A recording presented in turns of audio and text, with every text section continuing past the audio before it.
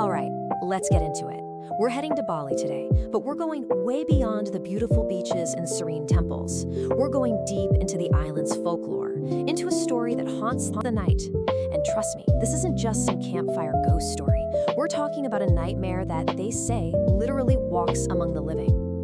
This quote just hits different, doesn't it? It perfectly captures the vibe. You see, the Leyak isn't some far-off monster in a book. For many in Bali, this is a very real, almost tangible fear, a presence that you can feel the second the sun dips below the horizon. Now, if you spent any time at all scrolling the darker corners of the internet, I guarantee you've seen this thing. This horrifying image, a floating head, guts and all, just drifting through the night. This is the Leyak that went viral. This is the image you probably think you know, but that's only scratching the surface. What if the most terrifying part isn't the supernatural creature, but the person it comes from? And that's where this whole story takes a sharp turn, because here's the first major twist. The Leyak, it's not some demon or ghost summoned from another dimension.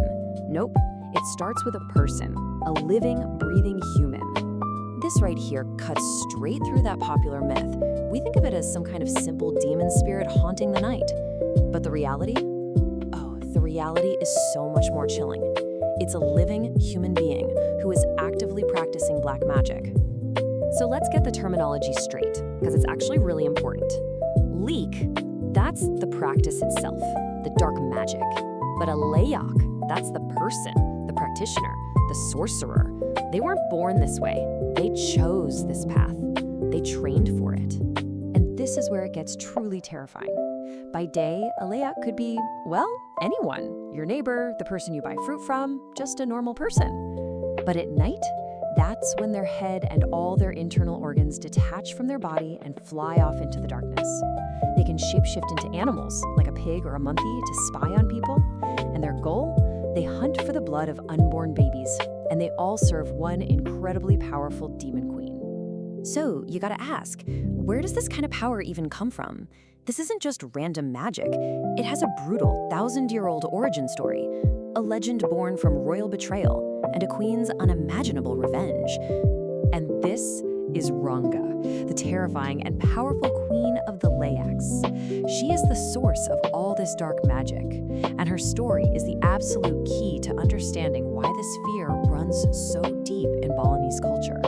It all goes back to the 11th century. There was this powerful sorceress named Kalanarong. Her daughter gets rejected by a prince and she is furious. So in her rage, she unleashes her army of Leyak followers on the kingdom, spreading plague and death. The king, terrified, sends his best soldiers to kill her in her sleep. Big mistake. She wakes up and transforms into the invincible witch queen, Rangda, and just completely annihilates them. And that is why this legend is still so potent today. This 1,000-year-old story isn't just ancient history. It's the foundation of a belief system that is very much alive. Okay, so why? Why in our modern world does this story still have such a tight grip on people? Well, it's because the Leyak serves a purpose, a really important one, actually, in Balinese society. It explains the unexplainable and it keeps the community in check. Just think about it for a second. Someone gets sick out of nowhere. A whole harvest of crops fails? It could be a Leyak's curse. See? An explanation. Someone in the village is breaking the rules, acting out. Well, whispers might start that they're practicing dark magic. It's social control. The Leyak becomes this symbol of darkness, which is necessary for the spiritual balance against the forces of good. And hey, don't just take my word for it. This isn't just some wild theory. Academic research actually backs this up. The shared belief in Leek, the magic, and all the practices around it, they play a huge role in holding the community together and reinforcing their identity. I mean, this belief is so alive and well that there are actual specialists, healers called Balian, that people still go to for help. They're like spiritual detectives, hired to figure out who the Leyak in the village is and how to break their curses. But this ancient fear has found a totally new life in the modern world. The Leyak has gone from being this terrifying local legend to a piece of global entertainment. I mean, look at how it shows up today. You've got dark tourism, where people travel to these creepy, supposedly haunted sites. It blew up in global pop culture thanks to cult horror films like Mystics in Bali from back in the 80s. And of course, the legend is thriving online, often mixed in with similar figures from around Southeast Asia. This is a perfect example of what I'm talking about. What you're looking at is Taman Festival, this massive abandoned amusement park in Bali.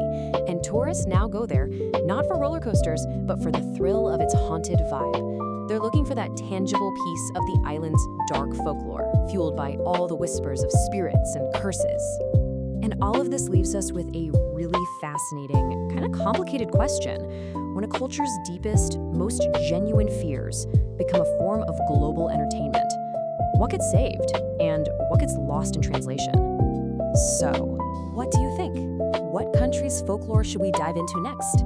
Drop your suggestions in the comments below. And hey, if you have a friend who loves international horror but only knows the viral version of this story, share this with them. If you're into deep dives that get the story right, make sure you subscribe and definitely hit that notification bell. Our next explainer is going to take us somewhere completely different, with a whole other kind of nightmare. Trust me, you're not going to want to miss it.